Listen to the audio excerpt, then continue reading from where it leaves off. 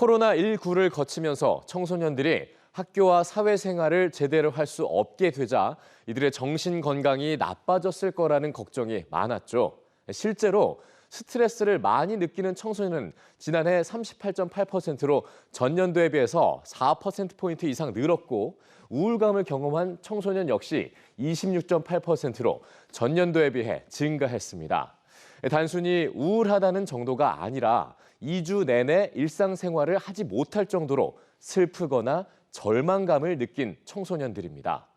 지난해 정신건강 상담 건수도 113만 건으로 전년도에 비해 30만 건 넘게 급증했습니다.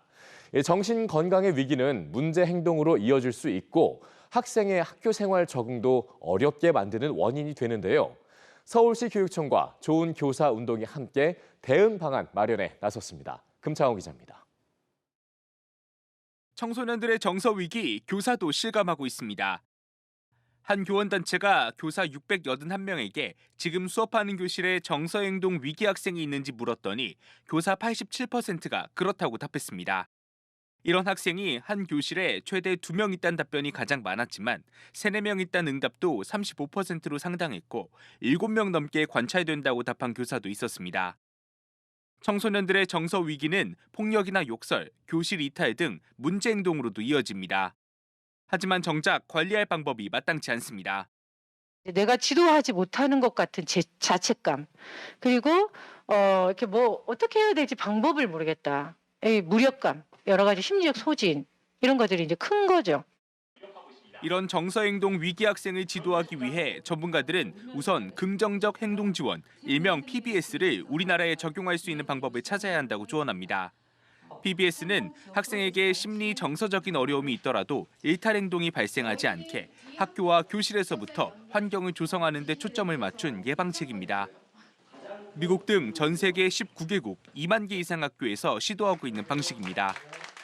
문제 행동을 지속하게 되는 원인이 뭔가, 행동을 중심에 두고 행동에 영향을 미치는 사전 사건이 뭐였고, 행동에 어떻게 주변 사람들이 반응했지, 이거에 대한 사후 그런 결과들을 면밀하게 분석을 합니다. 교사들은 여기서 더 나아가 학교 차원에서 위기 학생 관리 전담팀을 구성해야 한다고 말합니다. 전담팀을 효과적으로 운영하려면 응용 행동 분석에 전문성을 갖춘 교사를 기르는 것 역시 중요합니다.